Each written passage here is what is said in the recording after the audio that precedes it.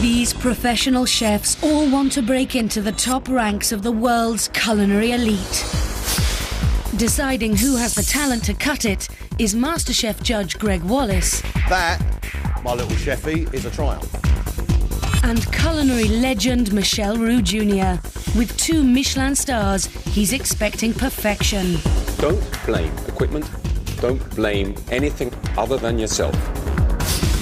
Cooking doesn't get better than this.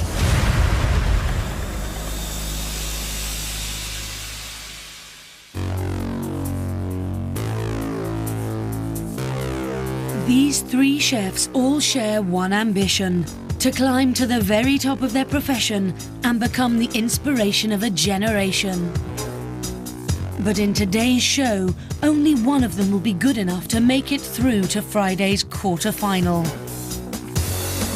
We are looking for a chef who really has what it takes to become their absolute best. We are looking for somebody with passion, flair, somebody who can really cook and impress us. I'm very competitive. I wouldn't be here if I didn't think I could win. I could not sit in an office Monday to Friday. It's exciting to be in a kitchen when it's busy. I think I've got what it takes to win the competition. I've got the drive and I love what I do more than anything. And if that's not going to take me through, then I don't know what will. My family used to own taverna, so from the age of 12, I used to cook with my father and my mother in a restaurant. My ultimate dream is to win the Michelin star. I will do anything I can to win. I want to see these guys excel. They have to be able to show off all the skills required in a kitchen. We have 3 chefs who all want to be the best. Which one of these has actually got what it takes? The gentleman beside me is Michel Roux Jr., who has held 2 Michelin stars since 1991. I want to see individuality, flair, wonderful cooking. I want to see your personality on the plate. At the end of today, only one of you will become a quarter-finalist. Let's cook. This is the versatility test. They have 50 minutes to show how skilled they are by producing 2 completely different dishes out of today's main ingredients: sirloin steak and minced beef. Their larder includes ginger, tomatoes, sweet potatoes, wild mushrooms, pak choy, couscous, red wine, and to test their presentation skills, a selection of plates.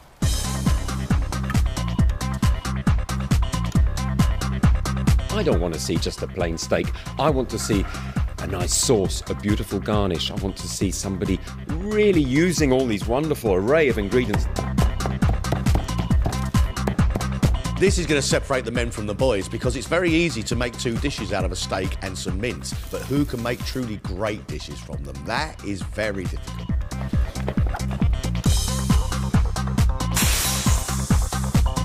My style's sort of more classic, traditional, keeping things simple.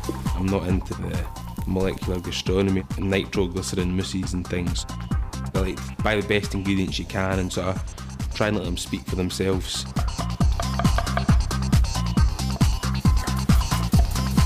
Admiring your knife skills. Yes, thank you. Very good. Is it an indication of how good your dishes are going to be? I would like to think so. Where have you been cooking? My dad had his own places.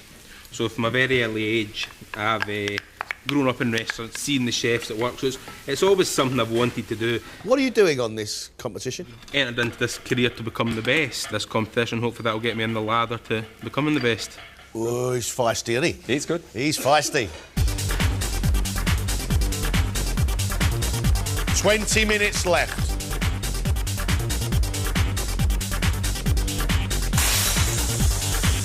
I became a chef because I just love good food. I love to eat it, I like to cook it, I like to do everything with that, just loving it. What do you dream of being, Christoph? Michelin star. Really? Yeah. I want it more than everything. In Greece? No, here it's fine. I don't care where I get my star. Tell us what you're cooking tonight. Right, I'm still on the way to find the dish.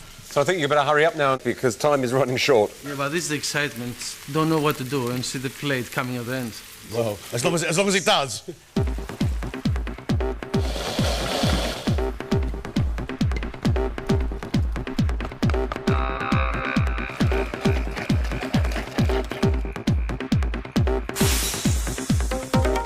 My style of cooking is quite eclectic, really. I enjoy cooking anything. If it catches my eye or I think about something, I will cook it. I'm really excited about being here, but I think this competition is going to be very tough. I really am. Very nervous, but I think that will work for me. So what are you cooking for us?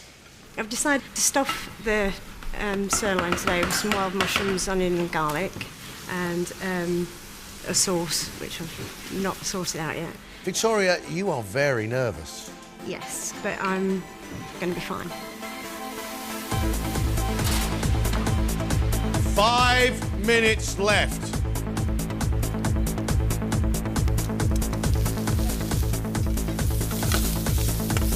You really got to play up, guys. You've got about 30 seconds left. I'm going to be looking for all the skills that are required to make a great chef. Presentation on the plate, taste, and their use of ingredients. I want to see two very individual dishes that are going to say a lot about these chefs. Time's up. Time is up.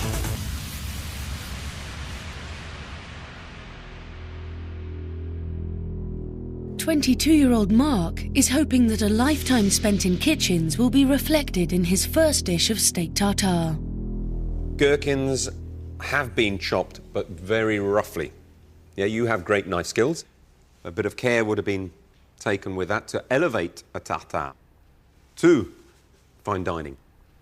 The most important part, I think, about a tartare is the taste. Mm-hmm. You worried? Not really, no.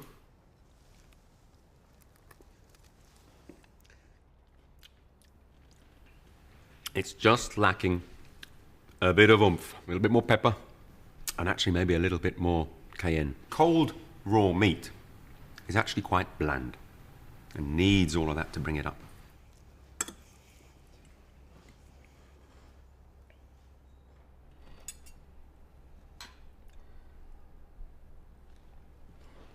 Lovely texture. It's nice, soft meat that just disappears into your mouth.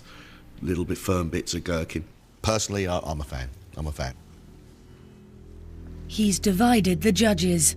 Will his second dish of steak with mushroom ragu, parmesan mash and wilted greens impress them both?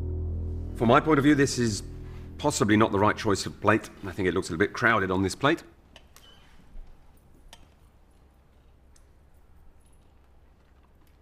Red wine jus with wild mushrooms and onions in there is sweet.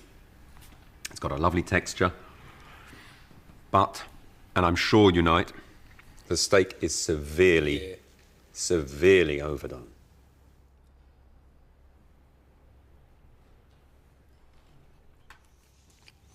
Deep, beefy, just the hint of the wine. That sauce is cooked perfectly, almost fruity finish.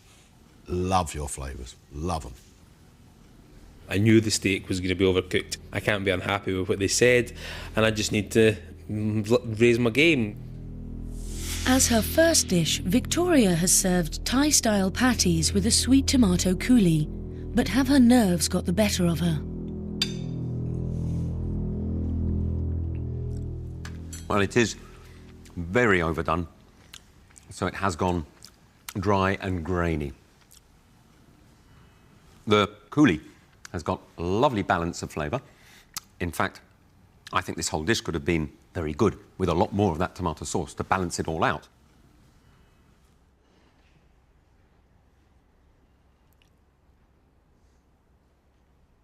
I'm picking up lemongrass through there, a little bit of ginger in there.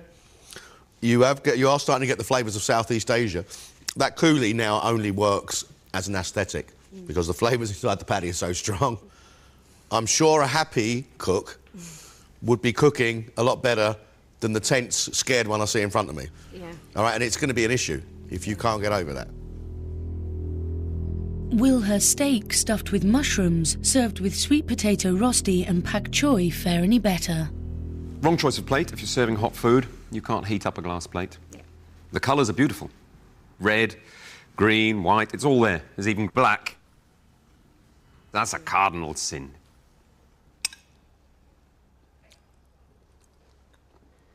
Severely overcooked. Yeah. That you know. The red wine reduction brings a nice edge to it. I can understand your thought process behind the dish. It's just that you really haven't pulled it off. I think your steak's well seasoned. It's completely overcooked. You're chewing and chewing and chewing. The vegetables are quite bland. As soon as I saw Michel Roux stood there and I'd have to cook for him, I went to pieces. I just didn't know what to do. Greek chef Christos wants to demonstrate star quality with his first dish, sirloin steak, sweet potato puree, mushroom duxelle and Madeira sauce.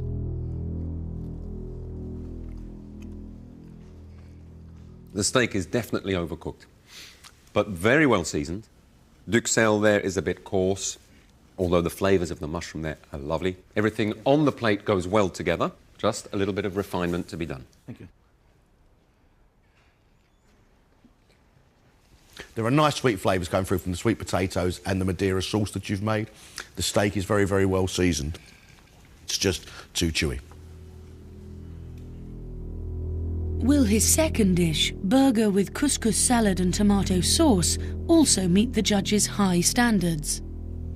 Do you think a burger can be elevated to gastronomy, fine dining? With a nice presentation and a nice homemade, I think I go through, yes.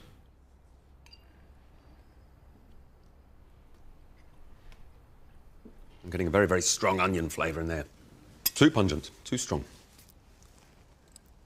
The couscous is very, very under-seasoned. This dish seriously does need elevating, needs bringing up to what we're looking for.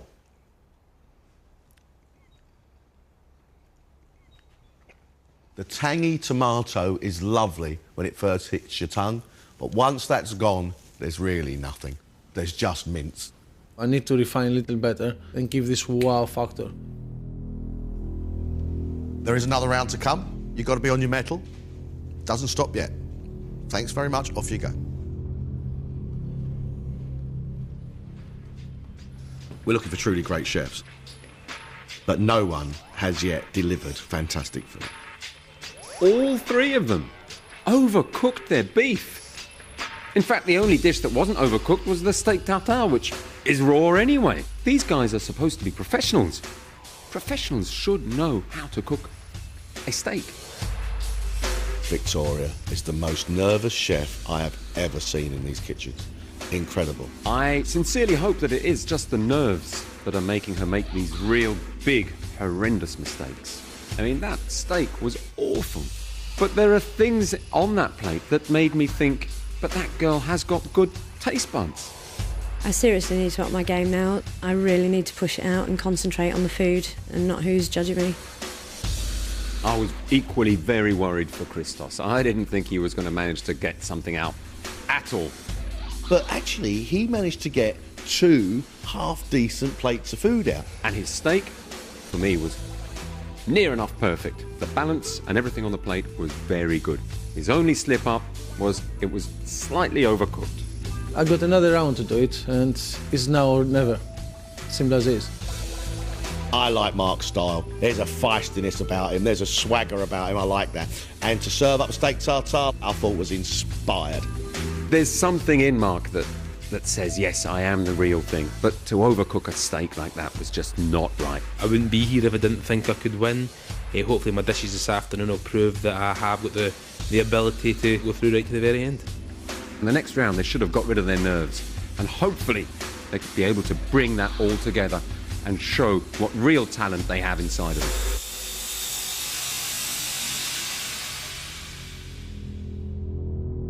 them. The 3 chefs now have to demonstrate they can understand classic cuisine.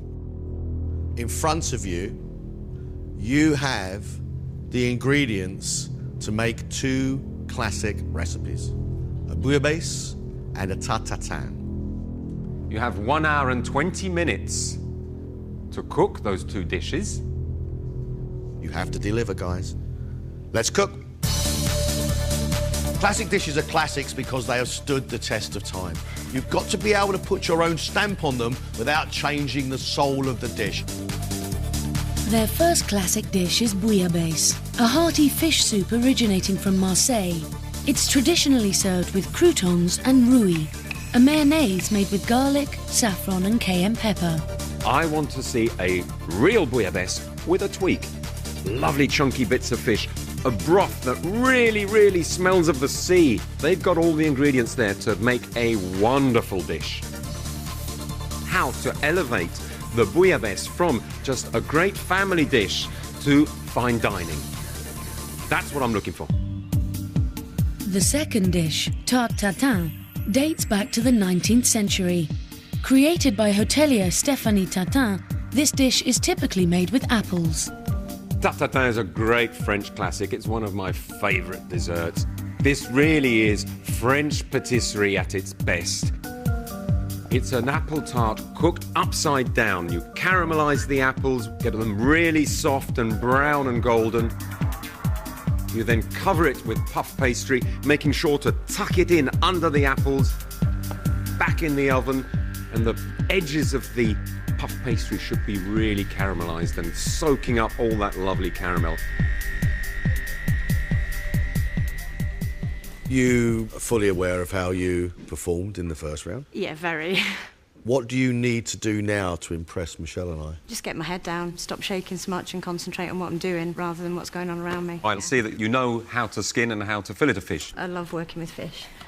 That's where I'm comfortable. How is your pastry work? I've done quite a few years in the pastry section in some hotels, so shouldn't be too bad. Is this going to be Victoria's round? Hopefully. Would you like us to go away so you can Yes, carry on please. with it? 20 minutes gone. You have 1 hour left.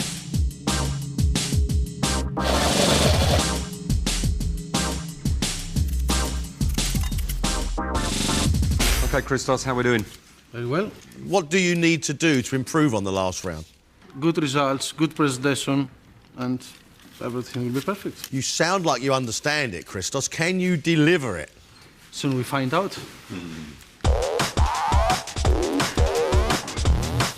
You have only 20 minutes left.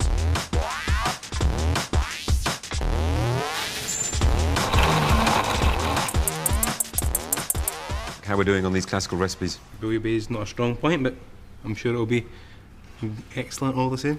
You know the tartatan, do you? We're familiar with the tartatan and the bouillabaisse. And what does the perfect tartatan look like? I think the pastry has to be thin, crisp and cooked through. There's nothing worse than a soggy base in a tartatan and lovely golden brown caramel top of the apples underneath. He's talking a good fight again, Chef, isn't he? You have described the tartatan how I like to eat it, so I do hope that you can produce it.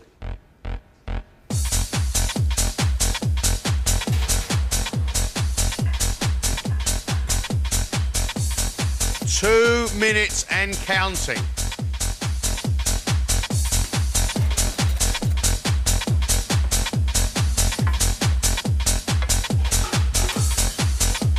Time's up, so put it on a plate right now.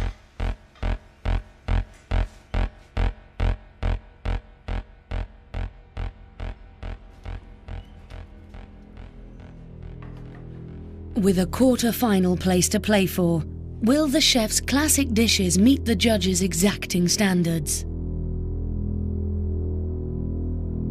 First under scrutiny is their bouillabaisse. Victoria? After a difficult first round, Victoria now really needs to show the judges her star potential.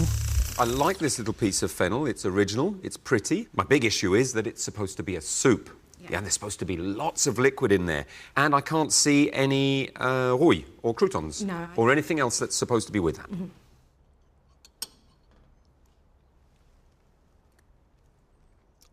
The fish is well overcooked and too hot.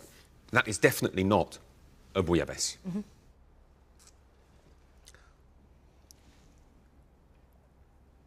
There is a lot of chilli. It's chili heat to the extent where it's irritating my palate.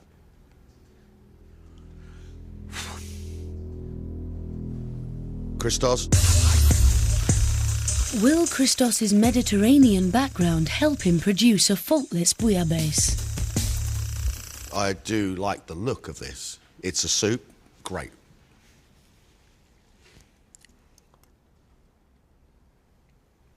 Beautifully cooked fish, very, very soft.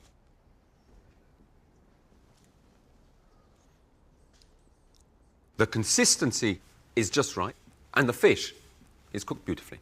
I think this is a very, very good attempt Thank you. at a bouillabaisse, and I would be very happy if I was served this on the south coast of France, and I would pay for it. Mark. Can 22-year-old Mark now show the finesse lacking in his earlier dishes with his bouillabaisse?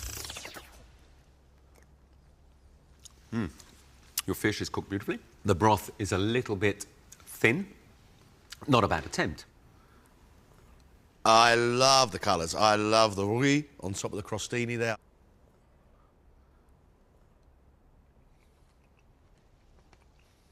Well seasoned, soft fish, saffron as an underbelly, garlic flavour still in my mouth.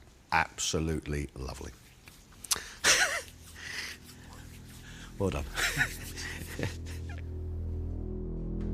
It's now down to the tarte tatin. It's the last chance for the chefs to prove themselves. This is one of the best bits about being a MasterChef judge. 3 big puddings. OK, Victoria? Victoria's served her tarte tatin with Calvados cream. I like the colour of the apples. I can see the vanilla running through it.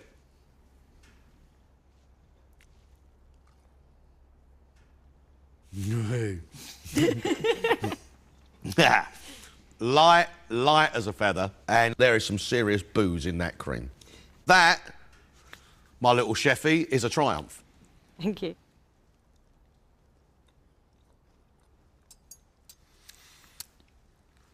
Delicious. The cream is to die for. Thank you. For me, that is the perfect accompaniment for a tarte tatin. Thank you. You know what? You've grown about another 6 inches while I've been... It'll help. Michelle Roux's comments on my tarte tatin has just made my lifetime, I think. Even if I don't get through, it'll have been worth it just to hear him say that about my food. Christos. Christos has served his tarte tatin with vanilla cream and a vanilla pod garnish. What on earth are those big lumps of vanilla? Listen, all right, I know what they're there for. You thought it was decorating the plate. Don't do it. Okay. No one is going to eat it. Yeah, just the tart is too big. Unfortunately, I couldn't find a small pan for them, so... It is the perfect size for a tarte tatin. So to try and blame the size of a pan is not on. I don't blame the pan, I just have used to doing a small one, that's all. You're chatting back. Sorry. Don't blame equipment, don't blame anything like that other than yourself.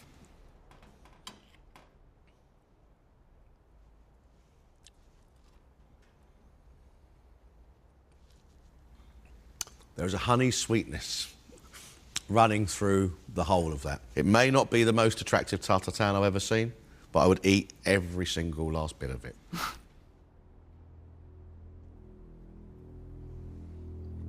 You don't need any excuses, okay? Okay.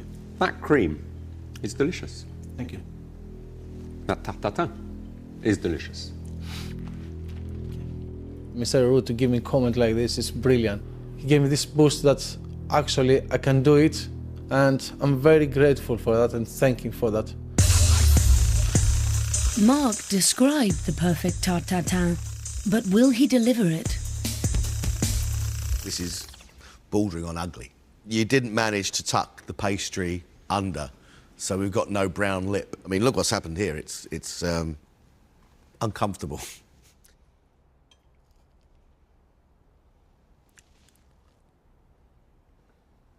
The pastry feels a little bit too firm for me. It doesn't feel fine enough, doesn't feel crisp enough.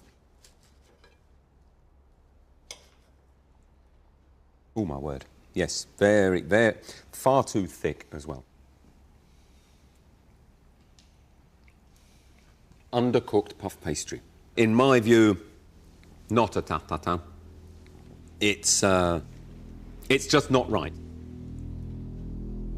Not cooking the pastries a pretty fatal mistake, but hopefully the bouillabaisse and sort of the skills might give them some idea of what I'm capable of. Thank you, guys. Off you go.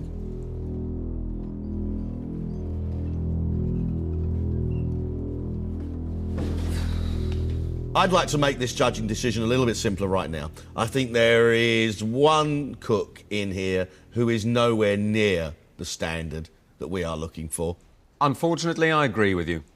Her bouillabaisse was terrible. I don't even want to go there. I think overcooking my fish was an unforgivable mistake, and there's nothing I can do about it now. I've just got to sit and hope that I've done enough to get through. I'm afraid Victoria has to go. That leaves us with Christos and Mark. Mark with the steak, with the mushrooms, really nice big flavours. And his steak tartare was almost great. He's a good chef. But, and there is a big but, he is too heavy-handed. That tarte tatin, for example, was thick, and he hadn't done the fundamental rules of how to cook a tarte tatin. I would like to think I've got a good chance. I've definitely got the drive. I would love to go through. It's the whole reason I'm here today. I worry about Christos. You know, have you ever seen anyone before putting sliced vanilla pods across their desserts? Whereas his steak was beautifully dressed. I thought it looked very neat and precise. He should believe in himself because his taste buds are good. He has natural talent. I'm a professional chef and should not make mistakes. Should be the food when I go out should be look and taste perfect. I hope it's not serious enough to don't let me carry on in the next round. I think Mark and Christos have it within them to be top chefs. But we're looking for somebody who can deliver the goods now. Somebody that we can trust to take through to the next round. Who is going to really shine in a quarter-final out of those two fellas?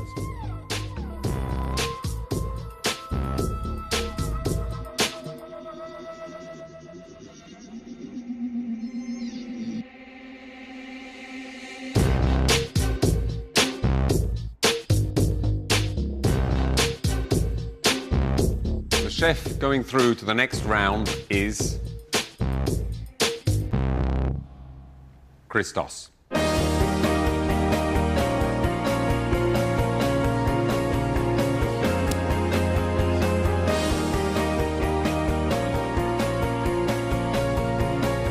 the end of the day, I just wasn't good enough. The comments that I received today will be great, and they will stay with me for my career, and I'll never make those mistakes again.